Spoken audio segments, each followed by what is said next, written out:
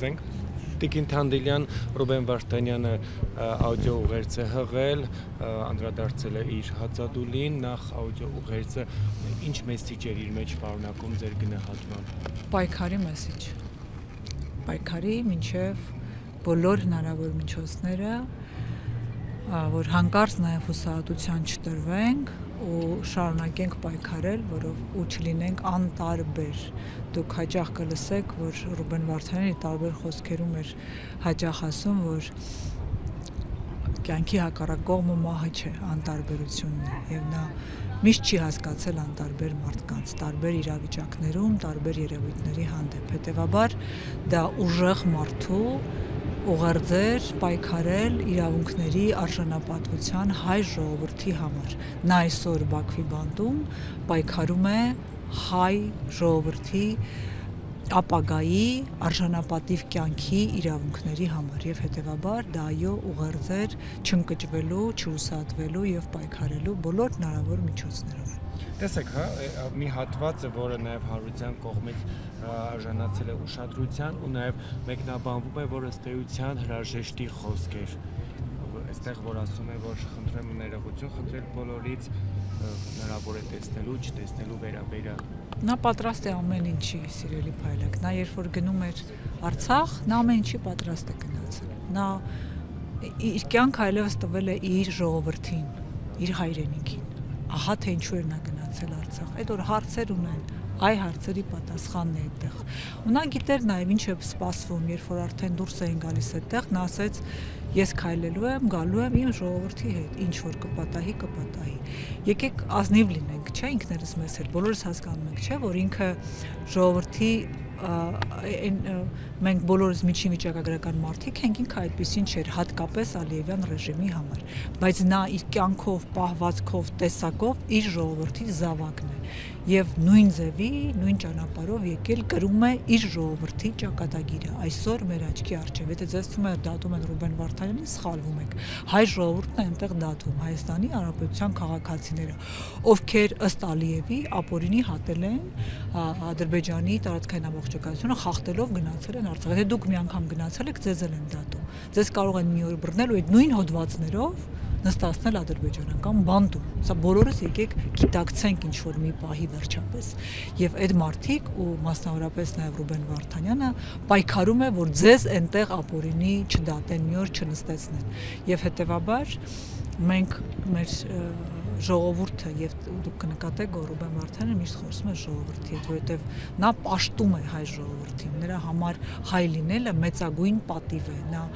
միշտ բարձր է պահել հայ ժողովրդի տեսակի արժանապատվությունը ամբողջ աշխարհում,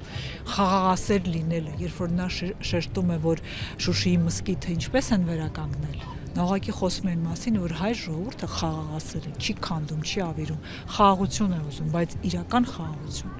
իրական խաղաղության մասին եւս ինքը խոսել է։ Այո, որ դա չի կարող թուղթ լինել, դա պիտի որոշում լինի եւ իրական որոշում արժանապատիվ երկու երկրների միջև, ովքեր պիտի նստեն ու տեսնեն, որոնք են այդ խաղաղության իրական ճանապարհները։ Եթե ադրբեջանական դպրոցների դասագրքերում դեռևս հայ մարդը ատելության թշնամի է եւ ատելության աղբյուր է, ինչպես է լինելու խաղաղություն, վաղը այդ երեխաները դառնալու են պետական պաշտոնյաներ, չէ՞, ինչ է կատարվելու։ Եվ հետեւաբար խաղաղությունը քանի թուղթ է խախտվել խաղաղության եւ եղել պատերազմներ։ Եկեք ինքներս մեզ չխաբենք վերջապես։ Իսկ խաղաղություն իրական բերողները արժանապատվություն կրողներ են, հայ ժողովրդի իրական արտացոլանքը պիտի լինեն այնտեղ, ոչ թե ստրկամիտ վարքագծով վախից մահան, վախից ինքնասպան լինողների խմբակի հետ արժանապատիվ խաղաղություն չի լինելու։ Եվ հետեւաբար, այո, պետությունն էլ մեր պիտի ամրանա, բայց միևնույն ժամանակ այնպիսի քաղաքական մարդիկ պիտի խոսեն խաղաղության մասին, ովքեր գիտեն դրա արժեքը, ովքեր դրա կրողն են եւ իրապես նստեն ու քննարկեն հայ ժողովրդի, ադրբեջանցի ժողովրդի, Ադրբեջանի հետ իրական խաղաղություն, որտեղ որը մեկը չի ուզում իր որդիներին կորցնի անհարգի։ Տիկին Թանդիլյան, փաստորեն պարոն Վարդանյանը չի դադարեցնում հացադուլը, դուք նույնպես կշարունակեք եւ շտապօգնություն եկել, ինչ արձանագրեցին, ինչպես է ձեր ինքնազգացողությունը։ Ես հաճախ հաճախասրտություն եմ ունենում, սիրտս արագ է աշխատում։ Բարբերաբար կանչում են, որպեսզի վերահսկողության տակ լինի։ Այո, նա չի դադարեցնում եւ ես ասել եմ իմ խոսքում էլ, ես գիտեմ նա այնպես չի որ պիտի իմանար ու դադարեցներ, խոսքը ամենևին այդ մասին չէ։ Խոսքը այն մասին է, որ Ռուբեն Վարդանյանը պիտի իմանա ու դուք նկատեցիք հավանաբար նաեւ Facebook-ում, սոցիալական ցանցերում մարդիկ ինչպես սկսեցին խոսել իր հետ, դիմել խնդրանքով, որ դադարեցնի։ Անպայման չի, որ ինքը ականջալուլ կլինի, որովհետեւ ես գիտեմ, որ նա նաեւ պատճառ ունի, չէ՞, թվարկել է պատճառները, որոնք չեն վերացել եւ հենց այդ պատճառով է հացադուլը։ Բայց նա պիտի իմանա, որ սպասում ենք իրեն, որ իր կարիքը հայ ժողովուրդը ունի եւ այս ուղերձը, որ լսում եք իր աուդիոձայնագրությունը, տեսնում եք ում հետ գործում ենք։ Գոնե ճանաչում է հայ ժողովուրդը ինչ հայորդի է այնտեղ այսօր հացադուլ անում, տանելով իրեն նաեւ ծայրահեղ միջոցներով մահվան եւ իր կյանքի սպառնալիքի միջոցով պայքարում հայ ժողովրդի համար։ Վերջապես կհասկանանք դա թե ոչ։ Եվ ես դա իմանալով եմ խնդրում իրեն, որովհետև մենք իր կարիքն ունենք, հայ ժողովուրդը նման հայորդու կարիք ունի այսօր հատկապես։ Նա ամենավատ վիճակում է Արցախի գնացել այնտեղ, ոչ թե ամենալավ։ Նա պայքարում է այն պահից է սկսել այսպիսի որակի պայքար, երբ որ հայ ժողովուրդը վատագույն պատմության իր վատագույն վիճակում է հայտնվել։ Մենք հասկանում ենք նա չի սիրում որ խոսում ենք անձնազոհության մասին, բայց նա ինչ է դրել նժարին։ Նա ունի արտակարգ ընտանիք, հրաշալի, սիրող, նա այնպիսի ընտանիք ունի, բոլորս որպես այդպեսին պիտի նայենք օրինակ վերցնենք։ Նա թողել է այդ ամենը։ Մարդիկ խոսում են դե փողերը ինչի է թողել գնաց։ Նա իր փայլուն գեղեցկագույն ընտանիքն է թողել ու գնացել պայքարելու հայ ժողովրդի համար, ժողովուրդ ջան, մենք պիտի վերջապես գնահատենք, թե ասենց ապերախտել կմնանք։ Չի կարելի դա։ Մեզ ամոթ է։ Առանձին քպականների գրառումներ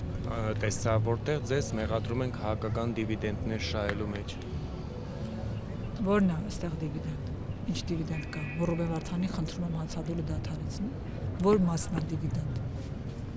Նրանք, քանի որ իրենց չափով են չափում բոլորին, քանի որ նրանք իրենց ամեն քայլում քաղաքական դիվիդենդ են կորզում, քերում, հավաքում իրենց կործանված վարկանիշին զուգահեռ, նրանք նման բաներ պիտի ասեն։ Նրանք անամոթներ են, նրանք ոչ մի արժեք, ոչ մի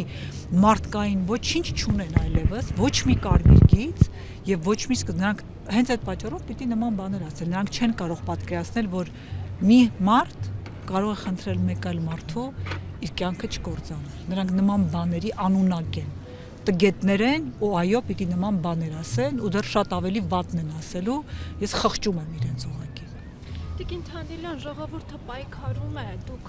այստեղ տեսնում եք, որ ժողովուրդը միասնական է, օրեր առաջ էլ դուրս ենք եկել եւ պահանջել ենք, բայց ժողովուրդը իհարկե պայքարում է, բայց իշխանությունը ոչինչ չի անում։ Այս դեպքում, եթե իշխանությունը ոչինչ չի անում, արդյոք մեր պայքարը արդարացված է։ Մենք պիտի նաեւ որ լսեք Ռուբեն ինչպես է, չէ՞, խոսում ենք, պիտի չնայենք ով է պայքարում, ով ինչ չի անում։ Մենք մեր գործը նախ պիտի անենք, միշտ։ Առաջին հերթին դու պիտի անես այն ինչ որ դու կարող ես ու պարտավոր ես։ Եվ իմ շատ սիրելի հայ ժողովուրդը պիտի չմոռանա ու չդադարեցնի, չհուսահատվի, ինչը նաև այդ ուղերձն էր։ Մենք պիտի ստիպենք իշխանություններին, իշխանությունը